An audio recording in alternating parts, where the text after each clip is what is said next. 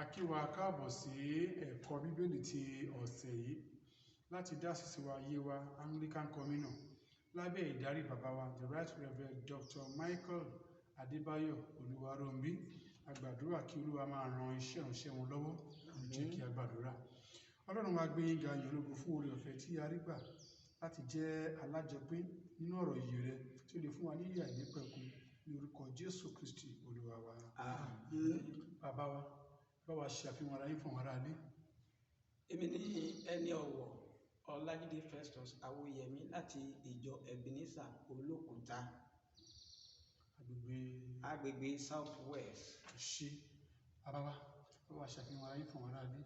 Èmi ni ajínrere Joseph Olúwatóbi Ògúnjọbí láti inú ìjọ St. Andrew Anglican Church Ọ̀dàrànrọ̀mí South West. Ṣé àwa orúkọ tèmi ni àlùfáà Oríyọmí Ọ̀ṣọ́. Lónìí tí a mọ̀ sí ọjọ́ ìsinmi Pentecost, àkórí ọ̀rọ̀ wa ni eré ìje Kristẹni. Ẹ̀ka àkórí wa sì ni àǹfààní tí ó wà nínú Pentecost. Orí ọ̀rọ̀ tí à ń gbé yẹ̀wò gan ni ó ń fúnni ní agbára láti wàásù ìrere. Ó ń fúnni ní agbára láti wàásù ìrere.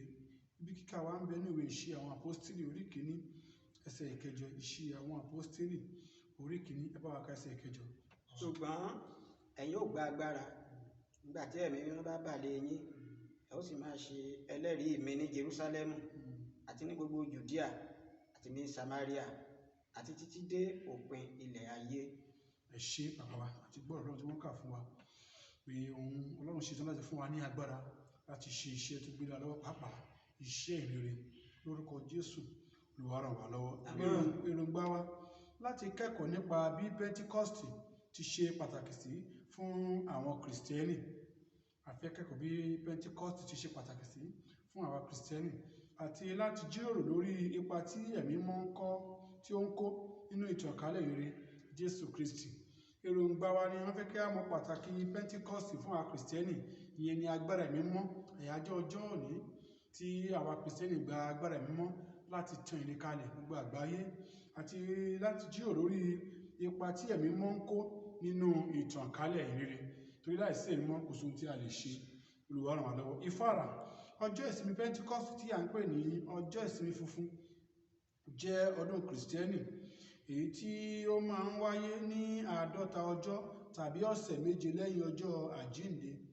Ó jẹ́ ọjọ́ tí a ń ṣe ìrántí ọjọ́ tí Ẹ̀mí Mímọ́ sọ̀kalẹ̀ sórí àwọn àpọ́stélì àti àwọn ọmọ ẹ̀yìn Jésù Kristi mìíràn nígbà tí wọ́n wà ní Jerúsálẹ́mù, tí wọ́n wá láti ṣe àjọ̀dún àwọn ọ̀sẹ̀ náà. Jésù ṣèlérí láti rán Ẹ̀mí Mímọ́ sí wa. Ìgbà tí òun bá ti padà sọ́dọ̀ bàbá òun ní ọ̀run, Jésù ṣèlérí láti rán Ẹ̀mí Mímọ́ lẹ́yìn ìgbà tí òun bá ti padà sọ́dọ̀ bàbá ní ọ̀run. Ẹni tí yóò fi agbára fún wọn láti wàásù àti láti kọ́ wọn ní ohun gbogbo. Ṣùgbọ́n ó kìlọ̀ fún wọn kí wọ́n má ṣe kúrò ní Jerúsálẹ́mù títí di ìgbà tí wọn yóò fi gba agbára náà, ìyẹn tó ti ṣe ìlérí.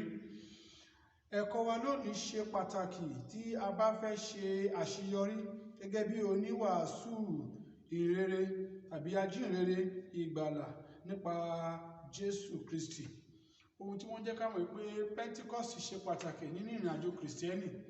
Ó jẹ́ àyájọ́ ọjọ́ àjọyọ̀ tí Ẹ̀mí Mímọ́ sọ̀kalẹ̀ sórí àwa onígbàgbọ́ láti fún wa ní agbára láti ṣiṣẹ́ Ọlọ́run, láti fi ìgboyà wàásù ọ̀rọ̀ náà, láti borí ara àti láti ṣe ìfẹ́ Ọlọ́run. So lè jẹ́ pàtàkì torí ó jẹ́ ìfarahàn Ẹ̀mí Mímọ́ fún gbogbo àwọn ọmọ Ọlọ́run tí a bá fẹ́ ṣe àṣeyọrí nínú iṣẹ́ ìjèrè ọkàn, pàápàá nínú ìje Kristẹni. Mo gbàdúrà pé oore ọ̀fẹ́ Ọlọ́run lórúkọ Jésù á tó fún wa. Ẹ jẹ́ kí a wo àwọn ìbéèrè wa fún ìjíròrò. Ìbéèrè àkọ́kọ́, bàbá wa wọ́n ní báwo ni ọjọ́ ìsinmi Pentecost ti ṣe pàtàkì sí gẹ́gẹ́ bí Kristẹni. Wọ́n ní nínú eré ìje wa sí ìjọba Ọlọ́run, wọ́n ní ká jíròrò ní ìbámu pẹ̀lú Iṣẹ́ àwọn Àpọ́stélì ní orí 2 ẹsẹ̀ 1 sí ẹsẹ̀ 4 èyí tí a ti kà pẹ̀lú ìtọ́ka sínú ìwé Iṣẹ́ àwọn Àpọ́stélì. orí kìíní ẹsẹ̀ ìkẹjọ báwo ni ọjọ́ ìsinmi Pentecost. gẹ́gẹ́ bí àtìrí ní ìsìn àwọn àpòstólì orí kejì ẹsẹ̀ kìíní sí ìkẹrin yẹ Bẹ́ẹ̀ni, pẹ̀lú ìtọ́kasí rẹ̀ sí ìsìn àwọn àpòstólì orí kìíní ẹsẹ̀ ìkẹjọ bẹ́ẹ̀ni bàbá. ó jẹ́ dídúró láti gba agbára Ọlọ́run Dídúró agbára Ọlọ́run. ká lè ní ìgboyà láti wàásù ọ̀rọ̀ Ọlọ́run gẹ́gẹ́ bí ajẹ́rìí rẹ̀. Ṣe bàbá wa ti fi yé wa pé ó jẹ́ dídúró ká nírètí nínú Ọlọ́run, ká dúró dé ká lè gba agbára tí a lè fi ṣe iṣẹ́ ìránṣẹ́ yẹn àbí tá a lè fi ṣàṣeyọrí tá a fi ní fi ara ránṣẹ́ tí jẹ́ pẹ̀lú wọn yóò máa tọ́ wa. Ẹ ṣé bàbá wa, ẹ ṣé Olúwa nípa làákàyè yín, orí ọ̀fẹ́ tá a lè fi dúró tá a fi gba agbára náà lórúkọ Jésù ló wá yọ̀ǹda fún wa. Ìbéèrè kejì wọ́n ní ká ṣe àfiwé bàbá wa nínú ìwé Mátíù yẹn orí 26 ẹsẹ̀ 19 sí ẹsẹ̀ 95 àti ní ìbámu pẹ̀lú ìṣe àwọn àpọ́stélì ní orí kejì ẹsẹ̀ 9 ẹsẹ̀ 14 sí ẹsẹ̀ 18 àti ẹsẹ̀ 17 sí ẹsẹ̀ 37 sí ẹsẹ̀ 38.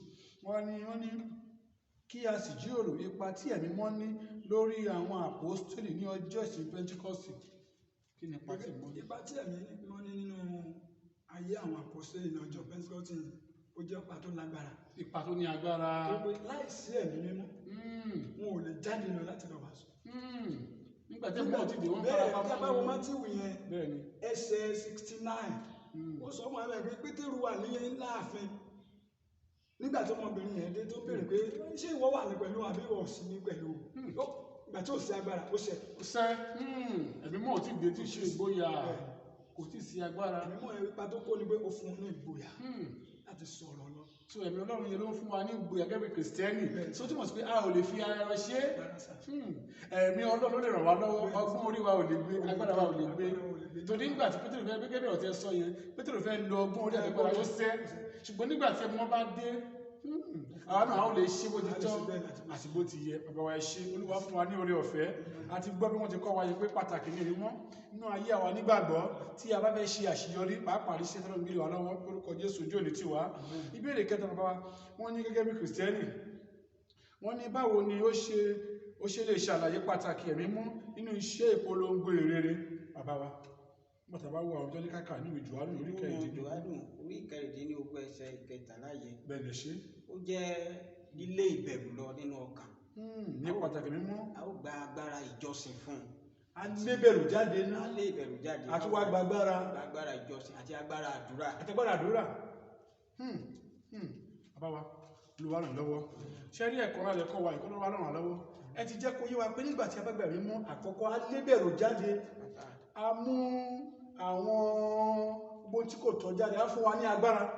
So agbára la lè fi ṣe kí wá ní ṣe ti ara ẹran mọ́ ẹ̀mí mọ́ ló wà máa ràn wá lọ́wọ́. Ẹ ṣé ojú òní tí yàn bá wa lórúkọ Jésù iṣẹ́ òṣèré náà máa tẹ̀síwájú.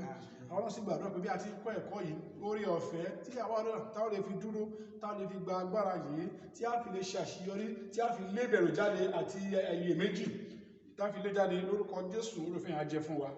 Ìbéèrè kẹrin bàbá wa wọ́n ní ká ṣe àtúpalẹ̀ àbùdá àwọn oníwàásù tí kò ní ẹ̀mí mọ́ ní ìjọ àkọ́kọ́.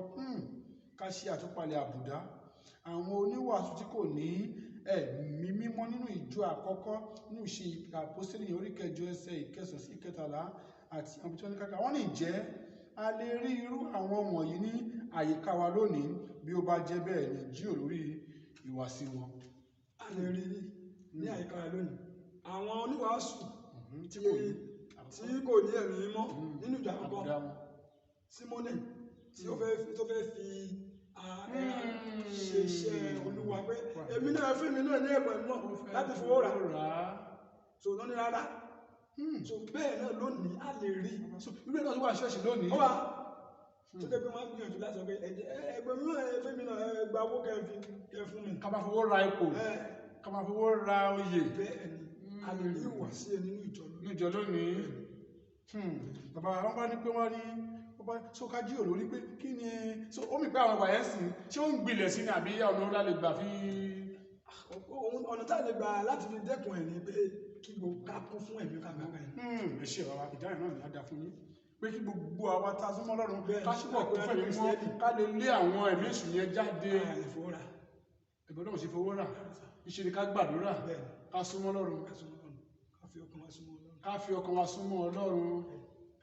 Abẹ́ náà fi kún fún ọ̀tí wọ́n sọ yẹn. Gẹ́gẹ́ bí a ti rí ìwà Símónì ní Ìṣe àwọn Àpọ́stélì orí 8 yẹn. Bẹ́ẹ̀ náà ni àrílé ni àwọn tí ń lo àfọ̀ṣẹ, agbára oṣó, agbára òkùnkùn. Ẹ máa lọ lórí Facebook, wọ́n lórí fi TV, dọ́gbọ́n sí wọ́n máa ṣe miracle. tí ìjọ lè máa kún. Bẹ́ẹ̀ náà la sì rí ní inú ìjọ náà léni. Olúwa ràn wá lọ́wọ́. Eléyìí jẹ́ ká mọ̀ pé pàtàkì mímọ́ làwa nílò. Olúwa ràn wá lọ́wọ́. Wọ́n ní ní ìparí, pàtàkì ọjọ́ ìsinmi Pentecost kò ṣeé fi ojú fòdà nínú ẹ̀sìn Kìrìsìtẹ́nì gẹ́gẹ́ bí ó ti rán àwa létí nípa pàtàkì dídúró de Ọlọ́run fún agbára ẹ̀mí mọ́ láti lè wàásù rere tòótọ́ fún ìgbàlá ọkàn àwọn ènìyàn. Gẹ́gẹ́ bí Kìrìsìtẹ́nì, wọ́n ní ẹ jẹ́ kí a ní àròjinlẹ̀ lórí bí ó ṣe yẹ kí a dúró de Olúwa kí ó lè fún wa ní agbára ẹ̀mí mọ́. Fún ìrònú, àṣeyọrí iṣẹ́ ìránṣẹ́ ìgbàlá dúró lórí gbígba agbára ẹ̀mí mọ́. Nígbà tá a bá gbà láti ṣe àṣeyọrí ẹ̀ṣẹ̀ ọ̀rọ̀ wa. Àkọ́sórí wa jẹ́ ká jọ kà nínú Ìṣe àwọn Àpọ́stélì yẹn orí 4 ẹsẹ̀ 21 Ìṣe àwọn Àpọ́stélì orí 4 ẹsẹ̀ 21 bá ló ti wí o. Nígbà tí wọ́n gbàdúrà tán, ibi tí wọ́n péjọ pọ̀ sí méjèèjì, gbogbo wọn sì kún fún ẹ̀mí mímọ́, wọ́n sì fi ìgboyà sọ ọ̀rọ̀ Ọlọ́run. Ẹ ṣé, ẹ jẹ́ ká gbàdúrà. Ọlọ́run, a gbé yín ga fún oore ọ̀fẹ́ ńlá tí a ti ní láti gbọ́ ọ̀rọ̀ rẹ. Ó ti fún wa ní ìyè pé a nílò ẹ̀mí mọ́. Ọlọ́run jọ̀wọ́ oore ọ̀fẹ́ tí a ó lè fi dúró, tí a fi gba agbára yìí, tá fi lè ṣe iṣẹ́ náà bó ti tó àti bó ti yẹ, tá fi lè jèrè ńlá níkẹyìn ọjọ́. Olúwa yọ̀ǹda fún wa. Àwọn bàbá wa tí ẹ ti lò fún wa, ẹ jọ̀wọ́ agbára wọn fi kún fún wọn, kó má ṣe sú wọn. Gbogbo àpáta lẹ́yìn ayé yìí ká fi jọba àrùn ṣèrè jẹ ní orúkọ Jésù Kristi Olúwa wa.